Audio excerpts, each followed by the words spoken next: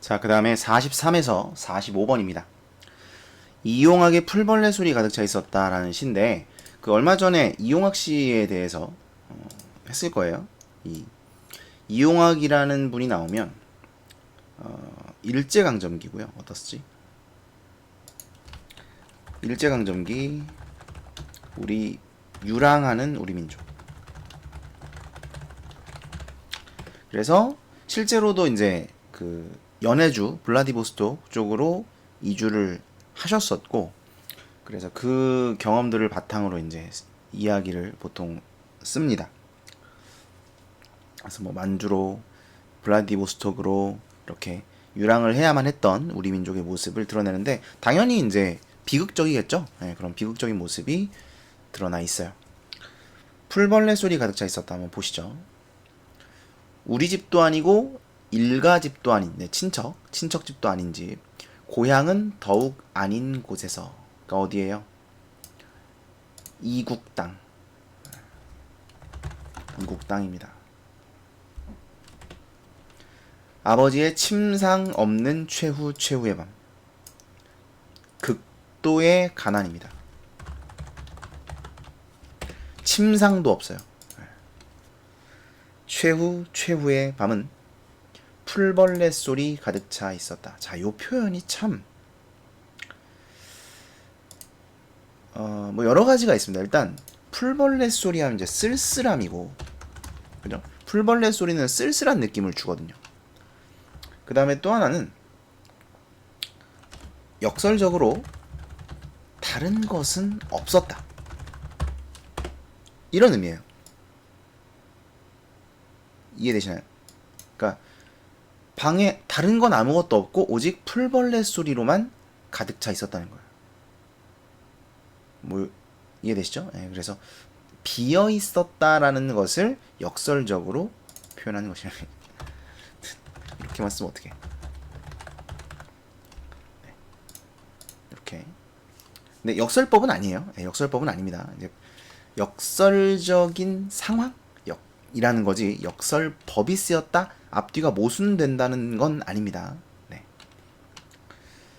그래서 이 둘 다 이제 가난함을 뜻하는 거예요. 극도의 가난. 아무것도 없었고 풀벌레 소리만 가득 차 있었다. 쓸쓸하다. 그 다음에 노령을 다니면서 애써 잘해운은 키운입니다. 그러니까 노령을 다니면서까지 애써 키웠다는 건 러시아의 영토 이름인데, 노령은 지역이라고 할까요? 네, 지역. 러시아의 지역을 이제 이야기하는 거고, 여기를 가서 돈을 벌어왔다는 겁니다. 네, 여기까지 가서 돈을 벌면서까지 애써 키운, 힘들게 키운 아들과 딸에게 한마디 남겨두는 말도 없었고, 뭐가 없어요? 유언이 없다는 겁니다. 그죠? 유언을 남기지 않았다. 그럼 왜 유언을 남기지 않았을까? 희망이 없어서. 이건 뭐 저의 해석이긴 합니다. 네. 희망이 없어서. 아무울만의 파선도 설룽한 니코리스크의 밤도 완전히 잊으셨다. 이건 이제 다 그 러시아 지명이에요. 러시아 지명. 그래서 이 사람이 지금 러시아 지역에 있다는 것을 알 수 있습니다.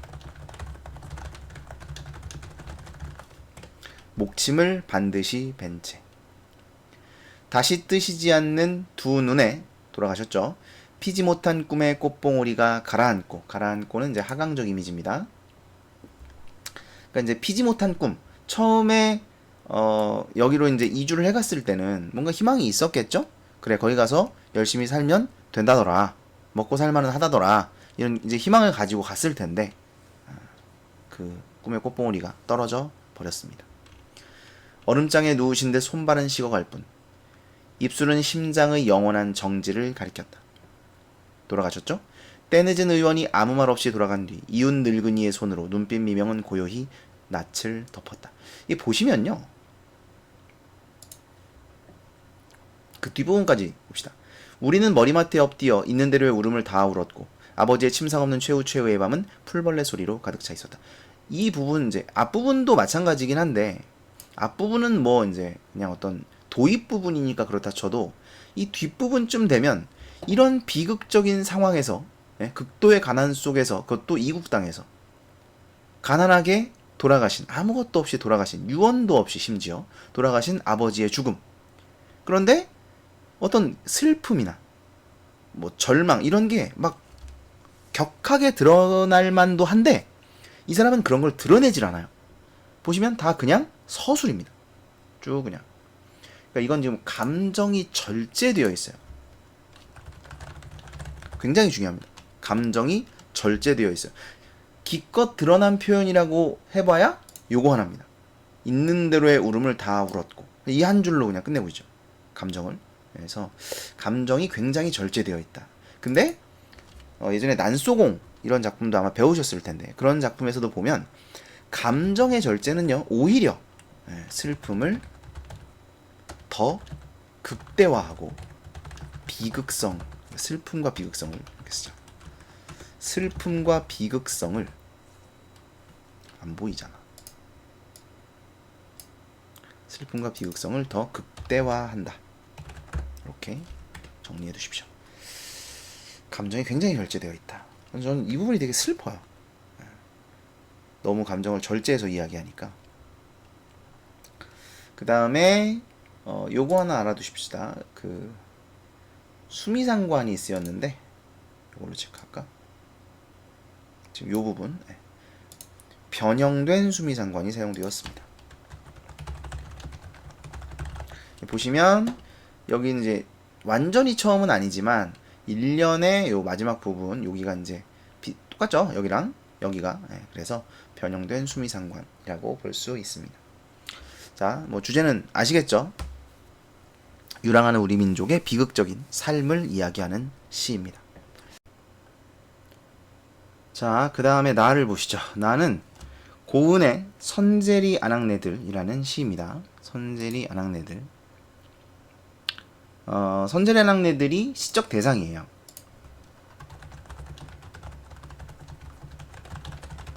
선제리 아낙네들에 대해서 이제 쓰고 있는 겁니다. 내용을 보시면 먹밤중 한밤중 새터 중뜸 개들이 시끌짝하게 짖어댄다. 뭐 이제 여긴 지명이라고 보시면 됩니다. 개들이 짖어대요. 이게 짖으니 저게도 짖어 들 건너 갈매 개까지 덩달아 짖어댄다.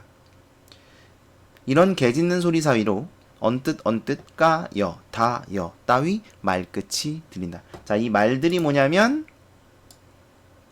선제리 아낙네들의 말이에요. 이야기를 나누며 이런 상황입니다. 그러니까 이게 지금 굉장히 그림을 그리는 것처럼 이렇게 쓰고 있죠.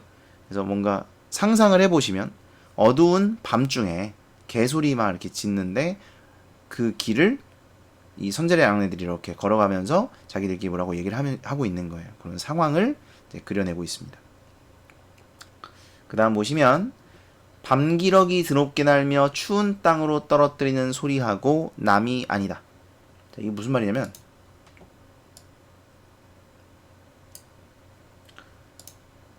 아낙네들의 소리가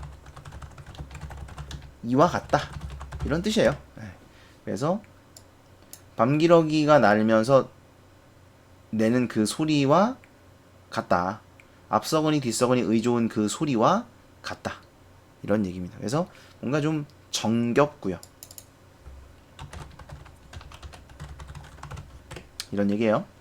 그 다음 보시면 콩밭 김치거리 아쉬울 때 마늘 한 접 이고 가서 군산 묵은장 가서 팔고 오는 선제리 아낙네들. 자, 이제 시적 대상이고.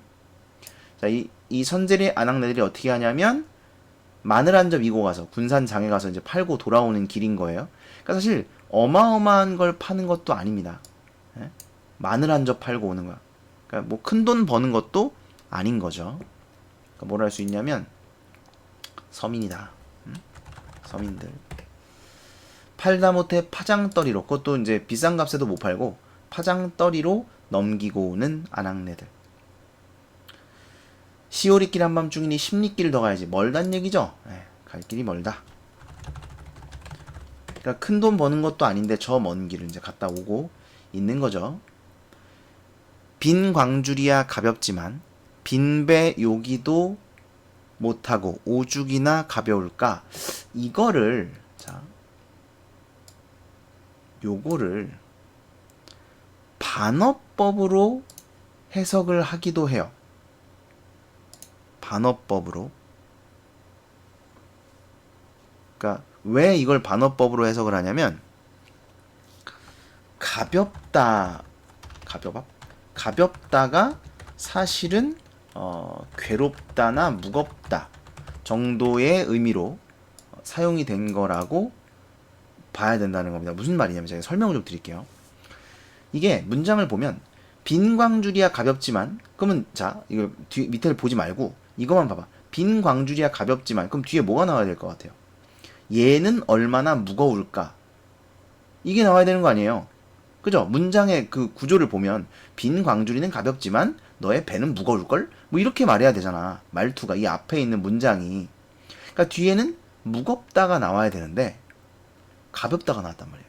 또 그렇죠? 그러니까 이게 좀 이상해요. 그러니까 뭐 역설로 볼 수도 있는데 역설로는 일반적으로는 보지 않아요. 그래서 요 가벼울까를 실제로 이 사람이 의도한 바는 무겁다, 힘들다의 의미로 봐야 된다는 거죠. 왜냐면 빈배가 가볍다는 건 힘들다는 거죠. 그죠? 밥도 못 먹어서 가볍다. 그러니까 이건 실제로는 괴롭다, 무겁다인 거잖아요. 그죠? 그래서 무겁다, 괴롭다를 가볍다로 표현한 것이다. 이렇게 해석을 해서 반어법으로 보는 경우가 있습니다. 저는 반어법으로 안 봐요.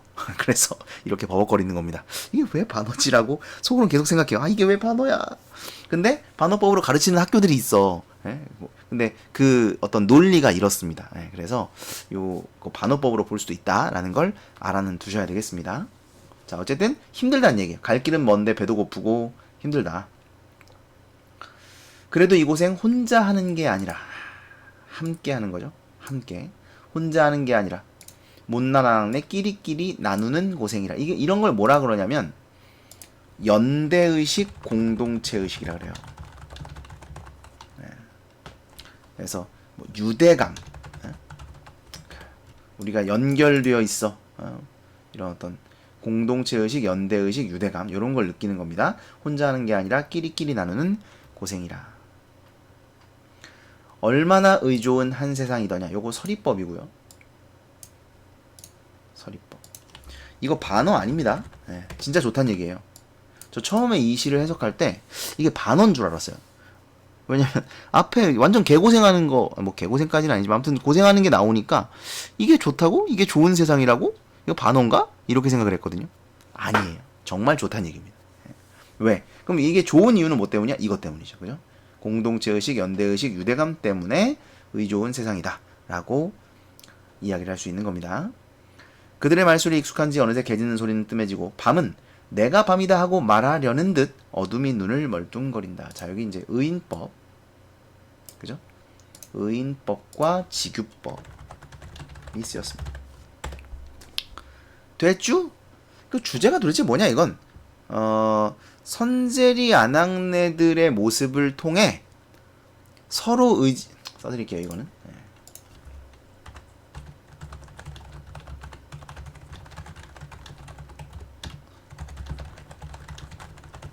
살아가는 서민들의 모습을 드러낸다. 그리고 그들에 대해서 이 화자는 어떤 태도를 보입니까? 연민과 긍정의 태도를 보이고 있다 라는 걸 알 수 있어야겠습니다. 자, 문제를 한번 보시죠. 가와나의 공통점으로 가장 적절한 것은 3번입니다. 특정하고 반복되죠. 여기서는 뭐 손재리 아낙네들 요게 반복되고 있고요. 남이 아니다도 반복되고요. 그 다음에 가에서는 요거 수미상관 쓰였으니까 당연히 반복이겠죠. 3번이 정답이 돼야 됩니다. 혹시 요거는 이제 질문 있으면 얘기하세요. 그 다음에 44번입니다. 보기를 바탕으로 가나를 감상한 내용으로 적절하지 않은 것은 그랬는데 적절하지 않은 거 5번이죠. 왜냐하면 자 여러분 이 시는요 화자가 안 드러나요. 그죠? 여기 나가 없죠? 나가 없어요. 나가 없이 그냥 아낙네들을 지켜보는 누군가가 있는 겁니다. 예. 그래서 화자 자신이 처한 공간 뭐 이거 말도 안 되는 소리입니다. 여기만 네, 여기까지만 네. 없습니다. 5번이 정답이 되겠죠. 그 다음에 45번 기억에서 미음에 대한 이해로 적절하지 않은 거 그랬네요. 3번이 정답. 비관적이지 않죠. 네. 아낙네들의 태도가 사실 안 드러나요. 네. 요런 것도 여기 보면 그래도 이 고생 혼자 하는 게 아니라 얼마나 의존한 세상이더냐 요 내용이 사실은 선재리 아낙네들이 이렇게 실제로 생각하는지는 모릅니다. 그냥 화자가 이렇게 생각을 하는 거죠. 그쵸? 네. 그러니까 물론 이제 겉으로 드러나진 않는 화자이지만 그 화자가 선재리 아낙네들의 생각을 대변해서 쓰는 거지 실제로 선재리 아낙네들이 이렇게 생각을 한다는 건 알 수가 없어요. 어쨌든 비관적인 태도는 전혀 드러나지 않습니다. 3번이 정답이에요.